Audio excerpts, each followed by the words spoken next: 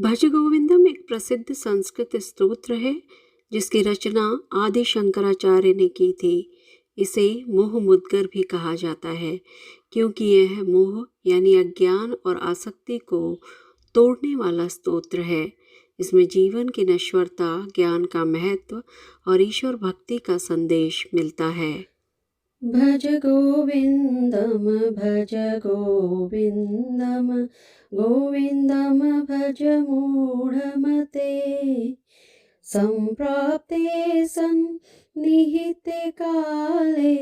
नहि नहि रक्षति दृक्करणे मूढजहि धनागम तृष्णां कुरु सद्बुद्धिं मनसि वितृष्णां यल्लभसे निज कर्मोपात्तं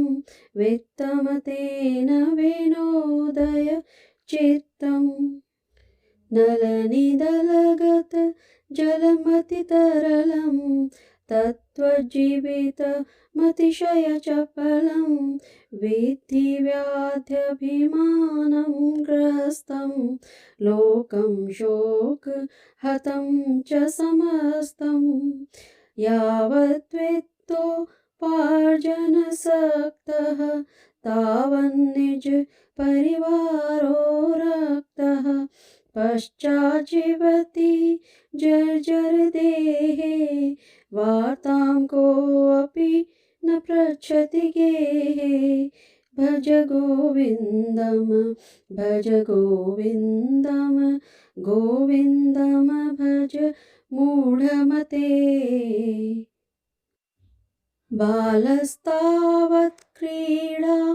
सक्तः तरुणस्तावत् तरुणी सक्तः वृद्धस्तावत् चिन्ता सक्तः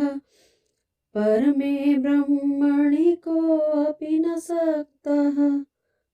काते कान्ता कस्ते पुत्रः संसारोऽयमतीव विचित्रः कस्य त्वं कः कुत आयातः तत्त्वं चिन्तय तदिह भ्रातः सत्सङ्गत्वे निस्सङ्गत्वं निस्सङ्गत्वे निर्मोहत्वं निर्मोहत्वे निश्चलतत्वं निश्चलतत्वे जीवन्मुक्तिः भज गोविन्दम भज गोविन्दम गोविन्दम भज मूढमते मा कुरु धनजन यौवन गर्वं हरति निमेषा कालः सर्वं मायामयमिदमखिलं हित्वा ब्रह्मपदं त्वं प्रविश विदित्वां दिनयामिन्यौ सायं प्रातः शिशिरवसन्तौ पुनरायातः कालः क्रीडति गच्छत्यायुः तदपि न मुञ्चत्याशा वायुः भज गोविन्दम भज गोविन्दम गोविन्दम भज मूढमते गोविन्दम भज मूढमते काते कान्ता धनगत चिन्ता वातुल किं तव नास्ति नियन्ता त्रिजगति सज्जन संगतिरेका भवति भवाणवतरणे नौका जटिलो मुण्डीलुञ्चितकेशः काषायम्बरबहु कृतवेषः पश्यन्नपि जन पश्यति मूढः उदरनिमित्तं बहुकृतवेषः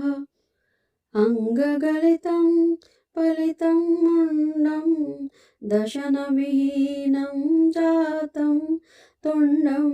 वृद्धो याति गृहीत्वा दण्डं तदपि न मुञ्चति शापे मण्डं भज गोविन्दं भज गोविन्दं गोविन्दं भज मूढमते अग्निवहि पृष्ठे भानुः रात्रौ चिबुक समर्पित जानुः करतलभिक्षस्तरुतलवासः तदपि न मुञ्चत्याशापाशः कुरुते गङ्गासागरगमनं व्रतपरिपालनमथवा दानं ज्ञानविहीनः सर्वमतेन मुक्तिं न भजति जन्मशतेन भज गोविन्दं भज गोविन्दं गोविन्दं भज मूढमते सुरमन्दिरतरुमूलनिवासः शय्याभूतलमजिनं वासः सर्वपरिग्रह भोगत्यागः कस्य सुखं न करोति विरागः योगरतो वा भोगरतो वा सङ्गरतो वा सङ्गविहीनः यस्य ब्रह्मणि रमते चेतं नन्दति नन्दति नन्दित्येवम् भगवद्गीता किञ्चिदधीता गङ्गाजललव कणिका पीता सुकृदपि येन मुरारिसमर्चा क्रियते तस्य यमेन न चर्चा पुनरपि जननं पुनरपि मरणं पुनरपि जननी जठरे शयनं इह संसारे बहुदुस्तारे कृपया पारे पाहि मुरारे भज गोविन्दं भज गोविन्दं गोविन्दं भज मूढमते हृद्याचर्पटविरचितकन्थः पुण्यविवर्जितपन्थः योगी योगनियोजितचित्तः रमते बालोन्मत्तवदेव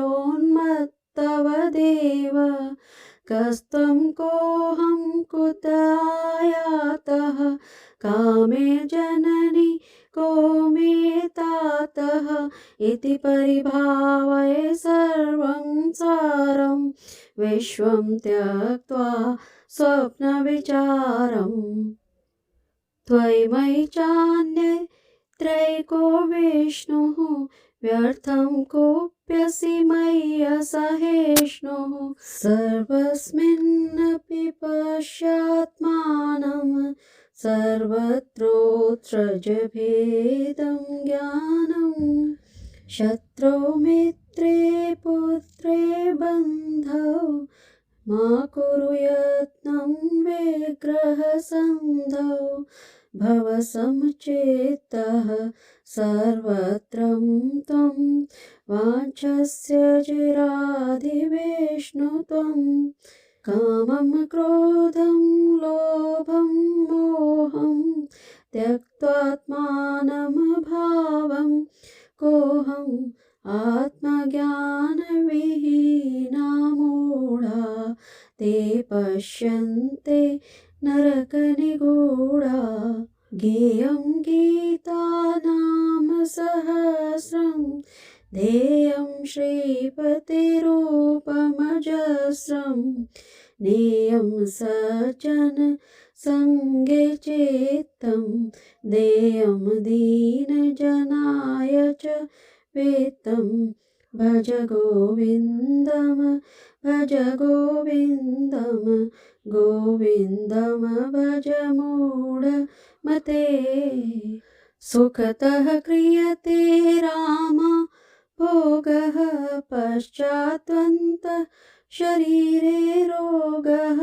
यद्यपि लोके मरणं शरणं तदपि न मुच्यति पापाचरणम् अर्थमनर्थभावय नित्यं नास्ति ततः सुखलेशः सत्यं पुत्रादपि धनभाजां भीतिः सर्वत्रैषा विहिता रीतिः यावत् पवनो निवसति देहे तावत् पृच्छति कुशलं गेहे गतवति वायो देहापाये भार्या बिभ्यति तस्मिन् काये वयसि गते कः कामविकारः शुष्के नीरे कः कासारः क्षीणे वित्ते कः परिवारः ज्ञाते तत्त्वे कः संसारः भज गोविन्दम भज गोविन्दम गोविन्दम भज मूढमते सम्प्राप्ते सन्निहिते काले नहि नहि रक्षति दृक्करणे।